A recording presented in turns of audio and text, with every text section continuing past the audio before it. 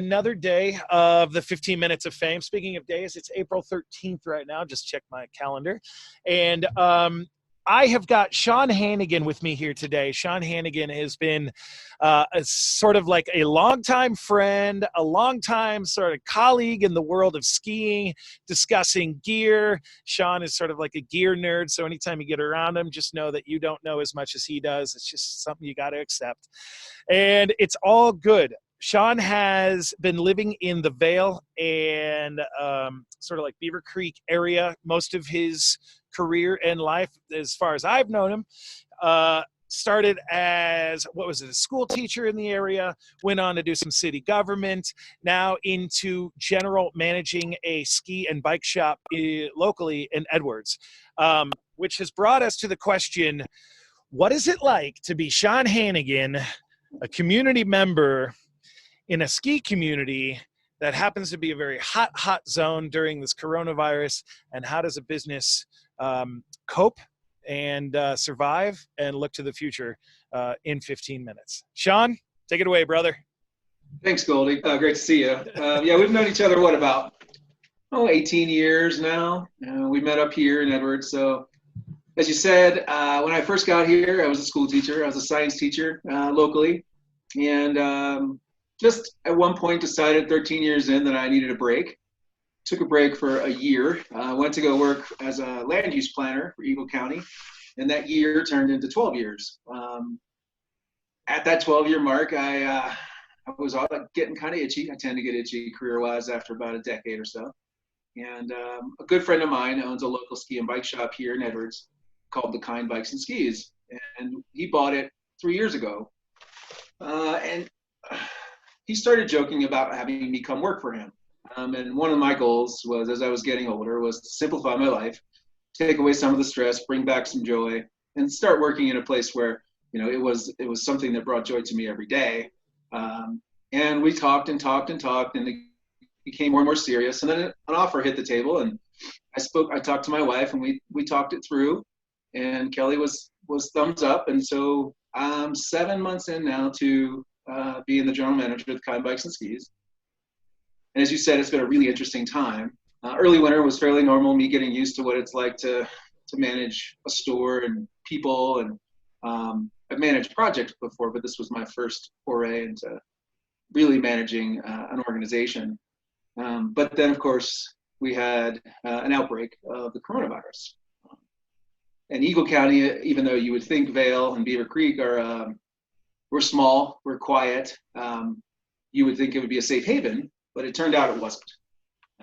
Obviously, we have a lot of international travel, and I think we were introduced to the virus fairly early, and we became a hotspot, which became very interesting for local businesses. And at first, it was kind of a small buzz, not sure what to do. I remember skiing Beaver Creek on the 16th of March, and at the end of that day, my phone buzzed, and I got a message from Corporate Vail that they were shutting down, and that was that day. No longer were they going to be running. They were going to do it for a short period of time, but as we know, it ended up being a long period of time. But within a few days, restaurants started to follow suit. A lot of Vail started to close down. Some of my friends with local businesses started shutting their doors. And so we became pretty worried at the Kind about what we were going to do. Luckily, one of my close friends works on Jared Polis's cabinet as Health and Human Services Director. And I started speaking to her about how we should handle this, being safe, what protocols should we use to maintain business until they tell us that we can't. And we all agreed as a business that we were going to do that, provide that service. And at some point, Polis came out and said that we were on basically, stay-at-home orders. Mm-hmm. And that meant businesses needed to shut down. Essential businesses were restaurants, grocery stores, pharmacies, doctor's offices, and then, by the grace of who knows, bike shops got determined as critical for the infrastructure. Right, and fast forward that idea, the point was because bigger cities use bicycles as transportation, therefore it was really a rule pointed at the bigger cities, but you got to ride that because it was a statewide decision. And so now here you are, a bike shop up in Vail Beaver Creek, and you're like, I got a month and a half off. What are we going to do? Well, it was a little challenging because we did have to put some people on unemployment. We cut back a lot of schedules. But we were already, when the order came down, we were already using protocols that were appropriate for the current requirements, which was good in terms of exposure to our staff and, of course, exposure to the public, which was a big concern for us. Well, yeah, because as we know, the virus, it lives on metals better than most. And so you guys are working around that all day. You're sanitizing, you're wiping things down. Luckily, they have a science teacher as their GM, so I kind of know what to do. Excellent work. Okay. Epidemiology wasn't my expertise, but I understand it. So the virus is doing its thing. You guys are adapting as a bike shop. You get to stay open. Has this turned business into like a rocket ship? Is it less but still steady? What's happening at your shop right now? What's it like in a time where we're told to kind of stay home, but a lot of people in the mountains are like, well, home's kind of like 100 acres from where I live, so in a diameter. So I'll see how that goes. So we developed early on a model of curbside service, like the restaurants are doing. We don't allow people to interface with our staff inside the shop at all. We keep them outside. We have some ways to make that they can call us on the phone. We can make our way outside when they're not there, take in their product, do some estimates, and essentially do the service for them without ever really interacting with them. We don't exchange cash or cards. Everything's done by phone and manual. But the answer to your question is yes, it's been really busy. Not nearly as busy as it would have been, of course, if this hadn't happened. We were definitely seeing major losses in revenue and profits. But the Valley is, as you said, a pretty active group of people. And they are, when the weather's good, they are out riding their bikes and they are buying bikes and they are having their bikes serviced right now. Now, I'm going to kind of put you on a hot seat right now, but only because you've lived in the Valley for so long.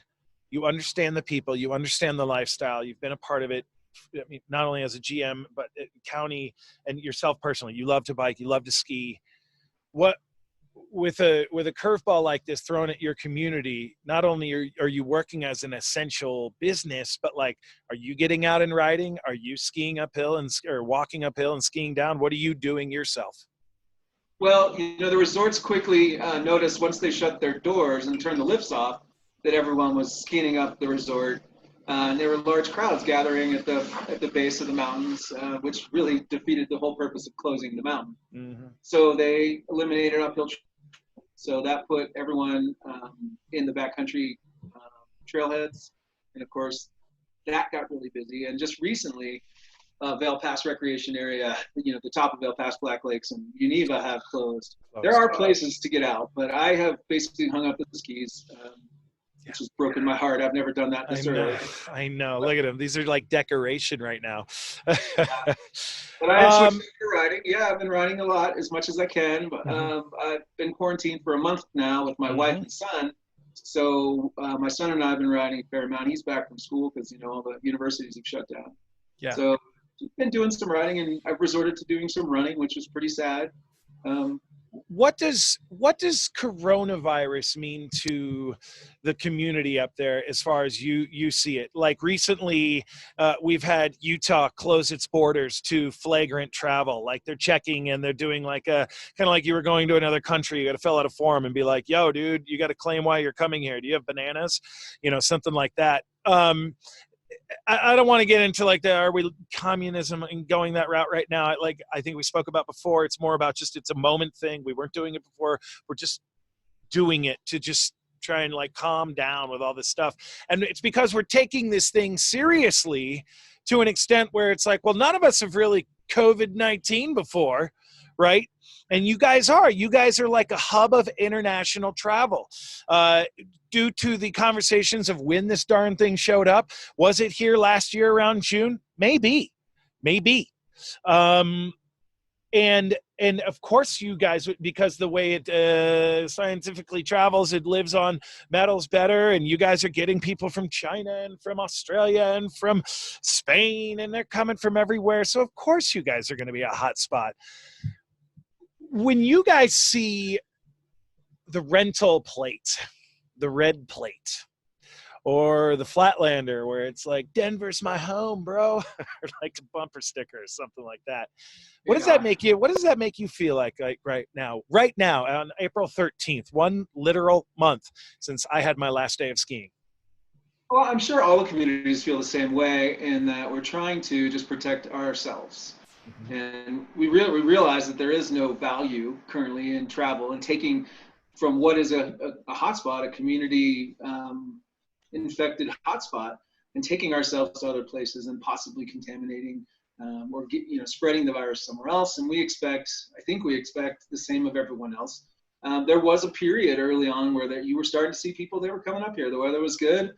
They were bringing their road bikes up from Denver and riding. And then I think quickly, once everything closed its doors, people started to realize, one, there's no attraction other than, what the normal attraction is kind of gone. And two, they started to realize the seriousness of transmitting the disease into another community. So I don't think we're any different than any other community. We want people to stay away for now. I mean, we haven't done anything drastic like some of the other counties requiring you to be a local resident, like Crested Butte has done. But I think we're at that point where we're just trying to hunker down, protect ourselves, and not have anyone come in and make it worse for us. Sure. So, okay, then here's a fun question. Maybe not so dramatic. Is, as a bike shop right now, are you having, well, you're in transition, right? Like it should be mud season or the end of the ski season. So really right now, people should be in a skiing mind, but really they've just kind of said, well, it's kind of done because no lifts are turning and few people are walking up and coming down. So really people are just like, all right, let's hang up the skis, get the bikes. Are you seeing a positive turn of not only just customers, as we've already discovered, but more like people are becoming more intuitive with the tools that, like, are you teaching people how to build bikes? Are you getting an opportunity to like spread the knowledge of what a bike shop can do for its customer right now? So typically our community outreach includes all of those things. I mean, we host events constantly to try to engage our community, to try to educate our community and try to empower them too.